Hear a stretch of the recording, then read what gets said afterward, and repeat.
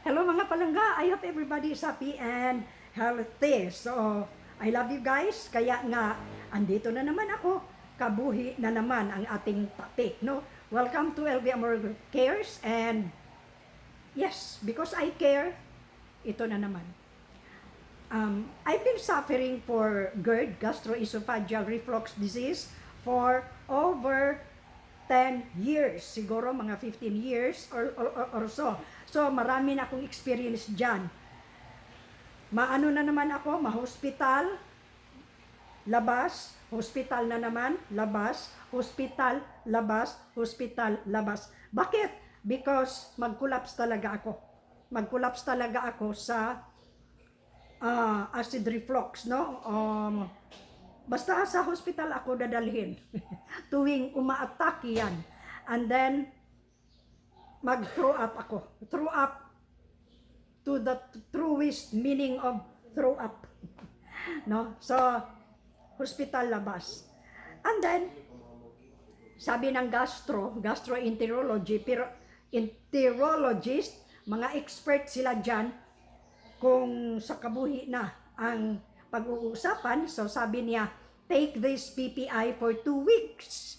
2 weeks and then, bawal, stay away, palayo ka, huwag mong kakainin, maasim, anything that is aslum, citrus fruits, bawal yan, yung soda, yung mga soft drinks, yung coffee, yung chocolate, kasi caffeine yan, huwag yan. I-erase yan sa diet mo.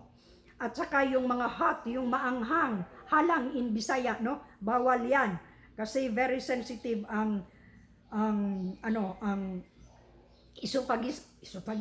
esophagus natin, very sensitive sa maanghang, no? And then fatty foods, oily foods, yung mga reds, yung mga crustaceans, no? So, bawal yon. Junk food, yung mga processed foods, bawal yan. Bawal magalit, bawal mag-worry, bawal lahat-lahat emotion, no? Emotion. Bawal ang depression, lahat na. So, all aspects, sinasabi niya sa akin, no? Lahat. But still, because I am a very obedient patient, still, nandyan pa rin, hindi nawala. Then I went back to him, bakit naman Dok? Ginawa ko ng lahat. Bland food, okay, bland food, yung mga tinola lang, yung mga walang mga lasa na pagkain, nutritious na walang lasa. So, okay. But still, nahilo pa rin ako because mag-vertigo ako sa aking kabuhi. Vertigo talaga to the max. And so I went to sa ear. Sabi niya may infection. So na-treat na yon. Yung sa ear ko, na-treat na yon talaga sa otolaryngology. Para akong nag-shopping ng doktor, otolaryngology, gastroenterology, pulmonary, lahat-lahat. You name it, nakapunta na ako. Pwera lang sa yung iba, no? Meron pa, pero usually napuntahan ko na. Nag-shopping ako ng mga doktor. And so, ganyan pa rin ang feeling. Ano bang gagawin ko? Parang mamamatay na ako dito. Ano ba to, Panginoon? Mag-pray ako. Ano bang nangyari sa akin, no? So, ang socialization ko medyo nawala na because I don't want to be in the group pag may kain-kain because bawal yan, bawal ito. So,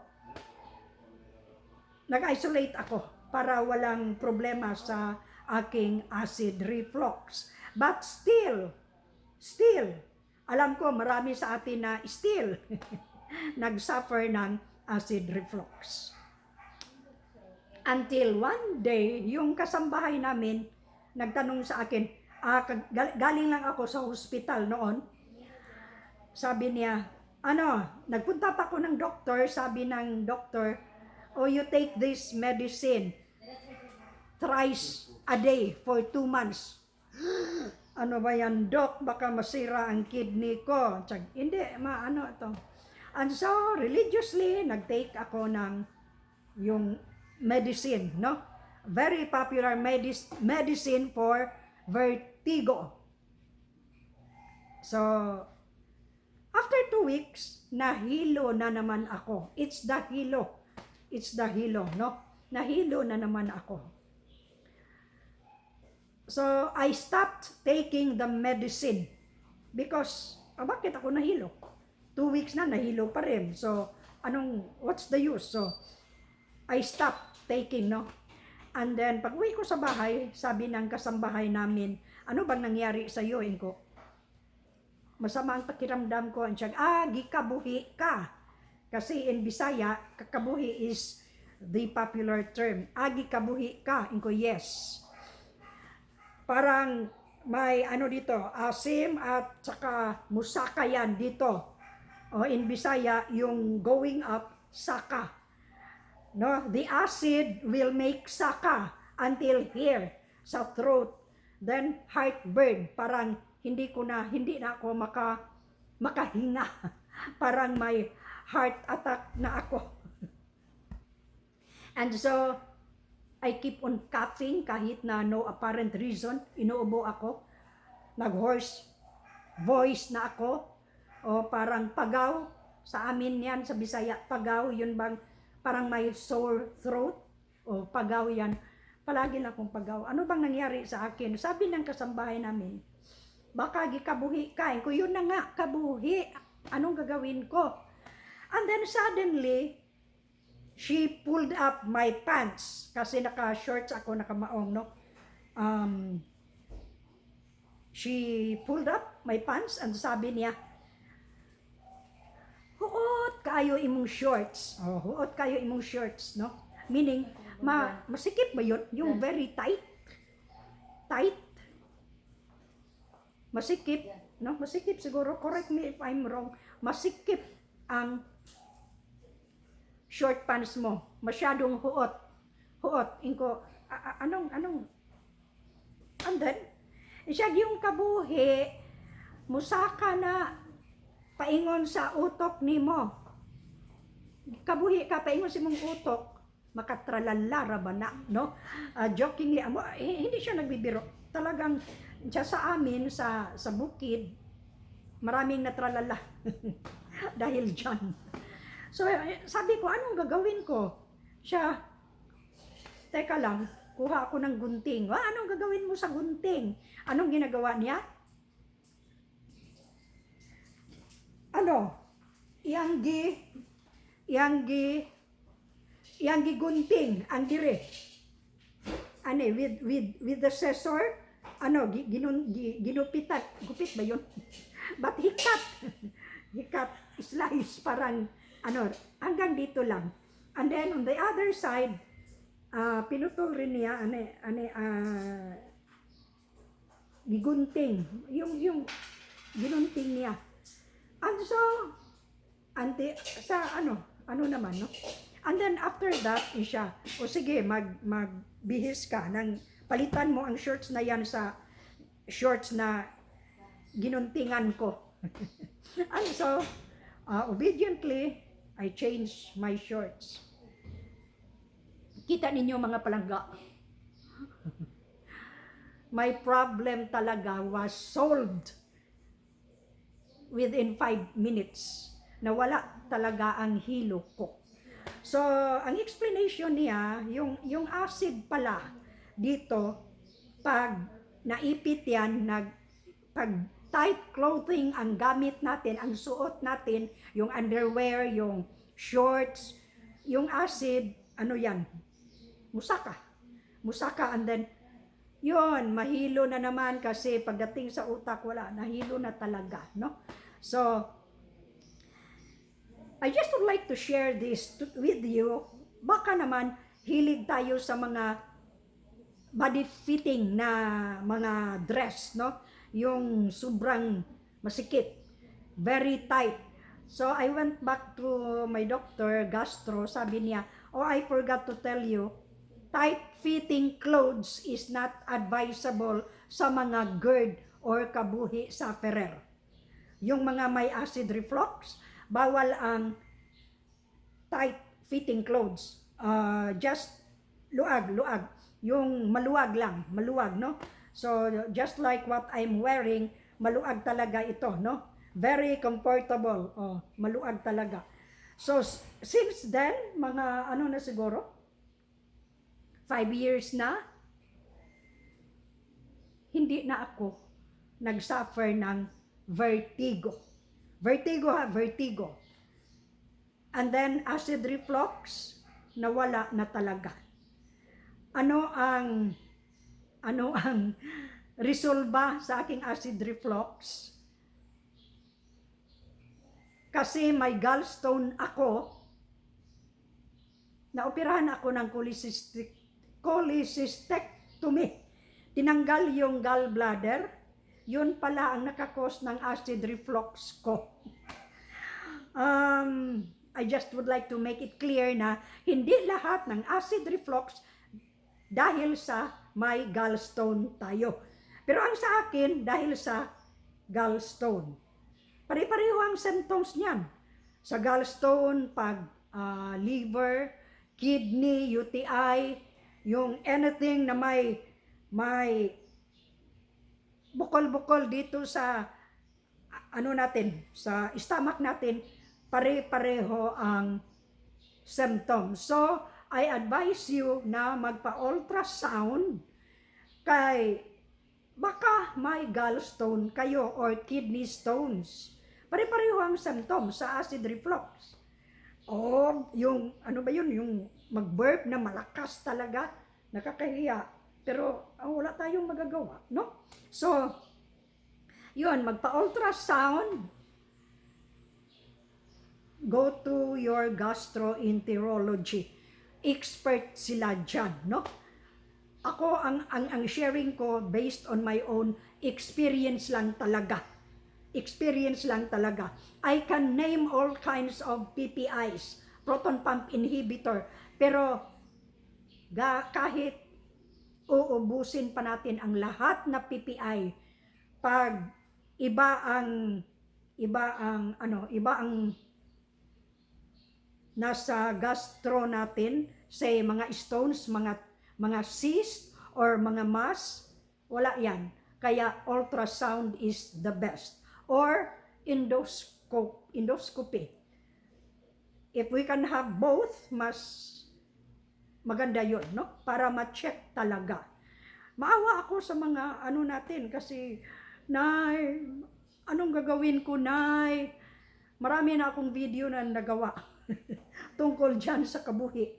Sa mga what food to eat, what not to eat, or PPI, ano ang tambal sa kabuhi. Meron ako dyan. I have more than 20 videos on that subject matter. Pero still, marami pa rin. So yung hilo ko nawala talaga because I started yung mga dress ko talaga maluwag na. I stopped using mga tight-fitting clothes, no? Mga loose lang talaga. Loose, no? So, and then ang aking gallbladder removal nakatulong, no? Wala na akong acid reflux ngayon. So, hindi ko naman sinasabing magpatanggal ng gallbladder para mawala ang acid reflux. Pero magpa-check up, magpa-ultrasound kung merong gallstone, ipatanggal na yan. Ipatanggal. Yung mga flushing, siguro epektibo in a year, in 2 years, pero babalik talaga yan. May mga kaibigan akong nag-flushing lang, pero nag-gallbladder attack pa rin. Doon, tinanggal na ang gallbladder nila. Wala nang problema ngayon. Wala nang problema. And so, yun lang ang ma-share ko sa ating video na ito, no? For the sake of those who keep on asking me, Nay, anong gagawin ko, Nay? So, ito na. kahit na wala tayong kinakain, nag-acid reflux pa rin, o baka masikip lang yan, or may gallstone, may kidney stone, may UTI, may ibang mas dyan sa ilalim, no? Ultrasound. Kung meron man, ipatanggal, no? Ipatanggal. So, yun lang siguro. Above all, nalimutan ko, self-discipline. Self-discipline lang talaga. Sa kain, sa emotion, o yung emotion natin, makakontribute din sa acid reflux. Pag nagalit tayo, anger, bitterness, yung ano talaga, parang nagdilaab ang kasuko, no? Anger, bitterness, yung worry, isa yon sa sa acid, maka-activate. Maka-activate yan. Yung gutom at sobrang busog, maka-activate yan sa acid. So, huwag magpagutom, huwag magpabusog. Yun, self-discipline. Bawal ang mga drinks. Ano ang inumin ko na tubig. Hindi yung cold water, yung ano ba yun? Maligamgam ba yun? Warm water, no? Huwag yung cold. At saka, huwag gumamit ng straw. May video ako tungkol dyan, yung straw, no? Please check it out sa playlist, no? Naggawa ako ng playlist para it is easier for you to chuk, no? So, yan lang. Wala na siguro akong masabi dyan tungkol sa acid reflux. Just visit my channel, my playlist. If you like the content of this channel, LV Amor Cares, please do subscribe. Subscribe and write down your comment below. And so, I hope everybody is happy and healthy. And please remember, if the going gets rough and tough, don't forget to look unto Jesus, the author and finisher of our faith. Remember this, for God so loved the world that He gave His only begotten Son, that whosoever believeth in Him, whosoever, yun lang, may tiwala sa Kanya, may paniniwala sa Kanya, no? Whosoever believeth in Him shall not perish, but will have an eternal life. Feel free to subscribe. I love you all. Bye-bye and until sa susunod.